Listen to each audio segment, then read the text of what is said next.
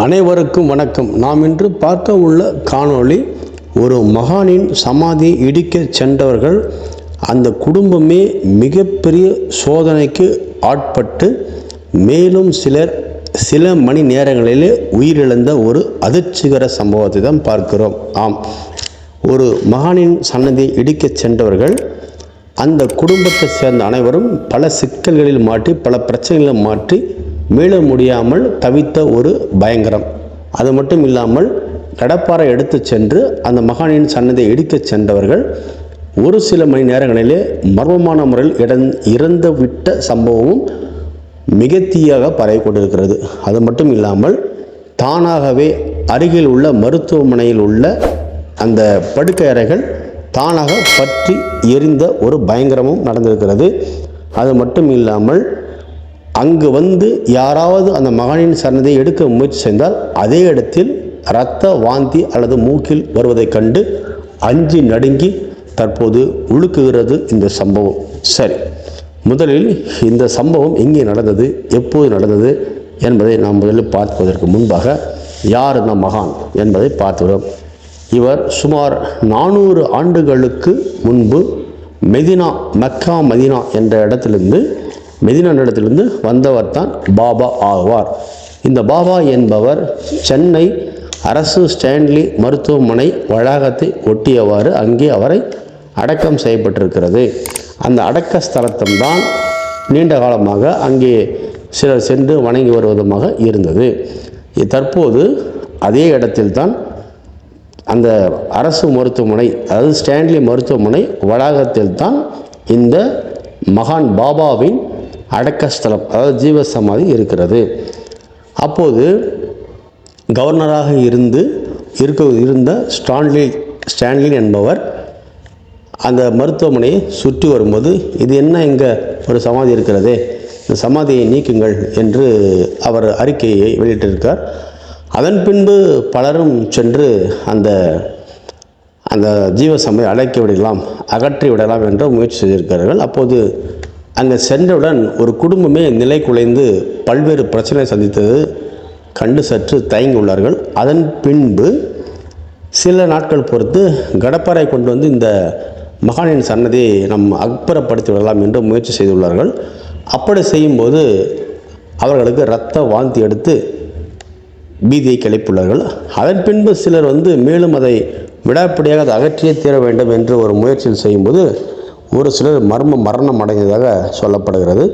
இப்படி அடுத்தடுத்து சில பகீர் சம்பவம் நடந்தவுடன் அந்த சமாதியிடம் சிலர் நிறுத்திவிட்டார்கள். இந்த நிலையிலே அங்கு போடப்பட்டிருந்த நோயாளிகளுக்காக போடப்பட்டிருந்த அந்த படுக்கை அறைகள் தானாக தீப்பற்றி எரிந்த ஒரு பயங்கரமும் நடந்தது. ஒரு பக்கம் தீப்பற்றி எரிகிறது படுக்கை அறைகள், ஒரு பக்கம் இடிக்க வந்தவர்கள் மரணம் அடைந்து விட்டார்கள், ஒரு பக்கம் இடிக்க வந்தவர்கள் அங்கே இரத்த வாந்தி எடுத்து மயக்க நிலையில் இருக்கிறார்கள், இன்னொரு பக்கம் போனவர்கள் குடும்பம் என்ன ஆனது என்று தெரியவில்லை. இப்படி பலவிதமான அமானுஷங்கள் நடப்பதைக் கண்டு அந்த மகானின் சன்னதியை இன்று வரை யாரும் அதை தொட நினைக்கவில்லை. இன்றும் கூட நமது சென்னை ராயபுரத்தில் இருக்கக்கூடிய அரசு மருத்துவமனை, அதாவது ஸ்டான்லி அரசு மருத்துவமனை வளாகத்திலே இந்த பாபாவின் ஜீவசமாதி இன்றும் அங்கே தான் இருக்கிறது. சரி, இந்த சமாதி மிக முக்கியமானதாகவும் சக்தி வாய்ந்த மகானாக இருக்கிறார். நீங்கள் இங்கு சில முக்கியமான பூஜை நடக்கிறது.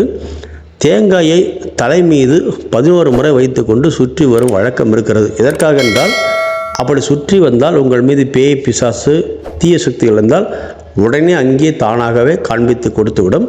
அது மட்டும் இல்லாமல் அந்த பிரச்சனை அத்துடன் முடித்துவிடும். 11 சுற்று நீங்கள் சுற்றி வருவதற்குள் பிரச்சனை இருந்தால் காட்டி கொடுக்கும். 11 சுற்று முடிவதற்குள் அந்த பிரச்சனை தானாக சரியாகிவிடும். இதுதான் இங்கே உள்ள மிகப்பெரிய அதிசயமாகும்.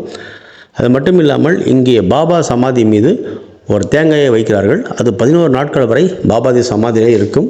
பின்னர் அதை உங்களிடம் எடுத்து கொடுப்பார்கள். அதை நீங்கள் எடுத்துக்கொண்டு வீட்டிற்கு சென்றால் வீட்டுக்கு எங்கேயாவது கட்டி வைத்தாலோ அல்லது பூஜை அறையில் வைத்தாலோ போதும், உங்கள் வீட்டில் இருக்கக்கூடிய தீய சக்திகள், மந்திரம், தந்திரம், மாந்திரிகம், எந்திரம், கட்டு இது போன்ற விஷயங்கள்லாம் நிவர்த்தி பெற்றுவிடும். அப்படி ஒரு சக்தி அந்த தேங்காய்க்கு இருக்கிறது. இங்கு மிக சக்தி வாய்ந்ததாக தீபம் ஏற்றும் வழக்கம் இருக்கிறது. இங்கு ஏற்றக்கூடிய அகல் தீபம் நேரடியாக மிகப்பெரிய சக்தி படைத்தது. ஏனென்றால் இங்கு ஏற்றப்படும் தீபம் உங்கள் வாழ்க்கையை வெளிச்சம் தரும் விதமாக அமைகிறது என்கிறது அங்குள்ள அந்த தற்போது அதை பராமரித்து வரக்கூடிய சொல்லக்கூடியவர்கள் தகவலாக இருக்கிறது. இந்த ஜீவ சமாதி மிகவும் சக்தி வாய்ந்ததாக இருக்கிறது. ஏனென்றால் 400 ஆண்டுகள் பழமை வாய்ந்தது. அது மட்டும் இல்லாமல் ஸ்டான்லி மருத்துவமனை என்பது உங்களுக்கே தெரியும். ஒரு மருத்துவமனை வளாகத்தில் ஒரு ஜீவ சமாதி இன்றும் இருக்கிறது. அதை யாரும் இதுவரை எடுக்க முயற்சி செய்யவில்லை. அத்துடன் அந்த சம்பவம் நடந்த பின்பு இது சுமார் நான் சொல்வது 1933 வாக்கில் நான் சொல்கிறேன். இந்த தகவலெல்லாம் நடந்த சம்பவமாகும். அப்போது நடந்த சம்பவம் தான். இதுவரை அந்த மகானின் சன்னதியை அகற்றுவதற்கோ யாரும் முயற்சி செய்யவில்லை. வருடத்திற்கு ஒரு சில நாட்களில் சந்தன கூட நிகழ்ச்சி நடைபெறுகிறது. அப்போது 2 நாட்கள் அரசு மருத்துவமனை சார்பாக நுழைவாயில் 2 நாட்கள் திறந்தே இருக்கும். யாரும் தடுப்பதில்லை. அந்த சமாதியை யாரும் எதுவும் செய்ய முடியாமல் சக்தி படைத்தாக இருக்கிறது. சரி, நீங்கள் சென்று அங்கே வணங்கினால் நடக்கும் என்றால் உங்கள் பிரச்சனை எதுவாக இருந்தாலும் சரி, தேங்காயிலே சரியாகிவிடும்.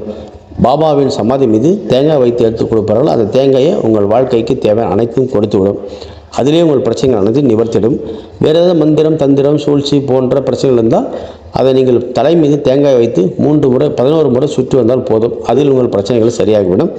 அதை தாண்டி பிரச்சனைகள் உங்களுக்கு சரியாகவில்லை என்றால் அகல் தீபம் போட்டால் போதும். வேறு ஒன்றும் செய்ய வேண்டியதில்லை. கடனோ, எதிரியோ, மந்திர பிரச்சனையோ, தொழில் தடையோ, வியாபாரத்துடையோ எதுவாக இருந்தாலும் சரி, அத்தனையுமே சரியாகிவிடும் சக்தி உங்களுக்கு இருக்கிறது.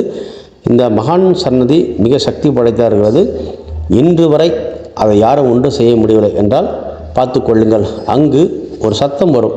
இன்றும் கூட மகானின் சில குரு பூஜை நேரங்களில் ஒரு சத்தம் கேட்டுக்கொண்டு தான் இருக்கிறது. இன்னும் கூட மகானின் சன்னதி பலவிதமான அமானுஷம் நடக்கிறது. மகான் தரிசனம் பலரும் பார்த்திருக்கிறார்கள், பலரும் கண்கூட பார்த்திருக்கிறார்கள். நீங்களும் சென்றுங்கள், அருளாசி பெறுங்கள்.